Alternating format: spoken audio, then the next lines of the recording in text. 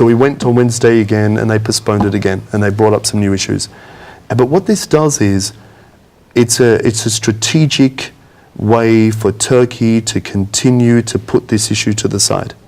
And what it does is that when we call BBC, and when we call New York Times, and when we discuss these issues with Washington Post, and when we talk to all these newspapers and parliamentarians around the world, I'm telling you, Maya, they lose interest slowly, because what happens is... Because of the system. Because of the delays.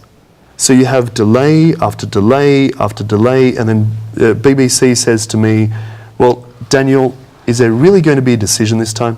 Oh my God. And I say to them, I don't know. You know, what can I say to them? The answer is going to be, I am hopeful that there will be an answer this time. Can you please send someone to the trial?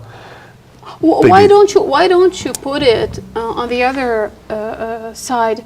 It's as a negative point against the other party. I mean, we certainly have the government, the court. I mean, because we don't want to lose the impact of the international media lightening up this issue, which is so important for us, only because there are some pathetic system which affects the substantial issue. I agree completely with you. So we've actually been doing that. So we tell, you know, in all these press releases that we send out, in all the contacts that we have with the media, in all the contacts we have with parliamentarians around the world and human rights organizations around the world, we tell them that this is a strategic way for Turkey to get these organizations to not care about the issue anymore, to simply go away. These organizations know that, but they can't send BBC or CNN or whatever, cannot send someone, a reporter, to Midyat for the trial, and then no decisions made. So they're not doing this on because ignorantly, they're doing this on purpose, so that they lose It's arguable that, I mean, Turkey's very good at this. I mean, you know, they're in this game. We have history about that. Yes, we have a lot of history about that. Yeah.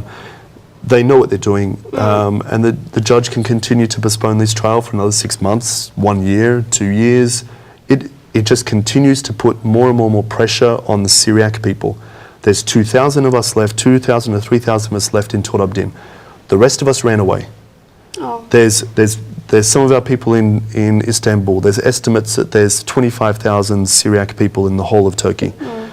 Going back to the point that Nino was talking about with respect to minority rights. Yeah. And he talked about minority rights and what is SUA doing with respect to minority rights in Turkey. And this goes to the Treaty of Lausanne. The Treaty of Lausanne of 1923 did not mention the Syriac people. We have no rights. We have no minority rights in Turkey. So we have no rights to go and build a new church. We have no rights to speak our language. We have no rights to teach our religion. Turkey, as much as it wants to join the EU and as much as we all may want it to join the EU, have a truly democratic, equal society. If you have that, if you provide rights to minorities for your people. This goes exactly to the point.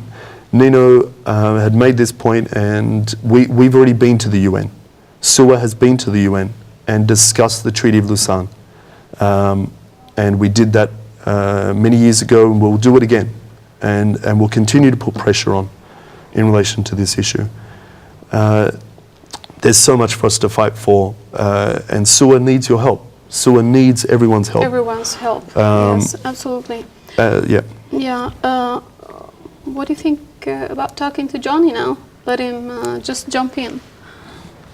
Yes, okay, let's talk to Mr. Messel. Yes, I think we can give an opportunity for a phone interview with Johnny Messel until it is prepared. Maybe we can, it's already done. Good evening, Johnny. Hi, Brighamsh, as we say in Aramaic. Good evening to the both of you, Maya and Daniel. Brichtaubo, Shaino. Go on. Johnny, do you have a question to Daniel, or you have anything to add to this conversation? Well, I was pleased to hear the question by the previous viewer, Mr. Nino Varda. Okay. Or Ephraim, I'm sorry. I think I would like to add something to what Daniel Gabriel already stated. tomorrow, actually, the 28th of April, I would have had a speech at the European Union in Brussels, but it was cancelled last week because the European Commissioner could not make it anymore. So we will still have this speech on behalf of the Syriac Universal Alliance and all its Syriac Aramaic federations, but we don't know yet when it will be.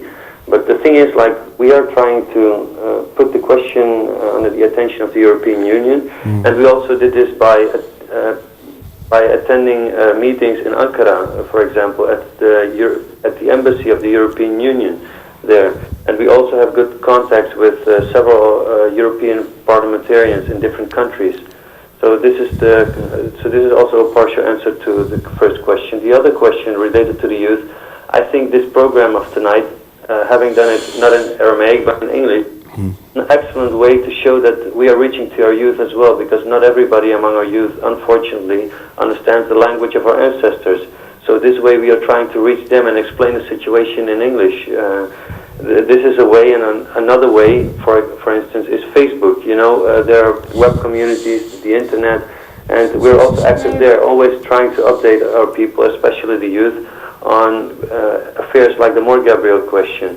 And of course, we are also preparing now for the next months several lectures to be held in Germany, for instance. Johnny, I just forgot to mention that Johnny Messo is the chairman and the president of the SUA, the Syriac International Alliance. Johnny, how do you see the future, the near future of this case, in brief? Well, briefly said, of course, I cannot predict an outcome. Either we will win or lose the case, that's for sure. But the thing is, like Daniel already touched on the issue, that if the Prime Minister himself, Mr. Erdogan, said, and I can quote it here, like, the Turkey of the time of the founding of our republic and the Turkey of today have different qualities. The cost to not fall behind in the race of civilizations necessitates this transformation of the judicial system, of course, because as the law modernizes, so does the society. And as the law develops and becomes more emancipated, so does the society. So in other words, he's actually saying here that Turkey lags behind when it comes to the judicial system. So in that case, I would say that it's very hard to predict an outcome in this case. Normally, I would say, like, we would win the case because we have all the papers with us. We have very strong evidence. I've seen the evidence, and it's very convincing, even to European lawyers whom we have spoken to, and also to Western journalists, and of course also European politicians. But the thing is, again, it's very hard to decide what Turkish judges in the end will decide. So I do not dare to predict an outcome, but God will forbid that we will not lose the case. But if we will lose the case, of course we will appeal to it and bring it to the European Court of Justice. Yes, that was it. Johnny, have anything more to add, or maybe Daniel want to say something? No. Well, yes.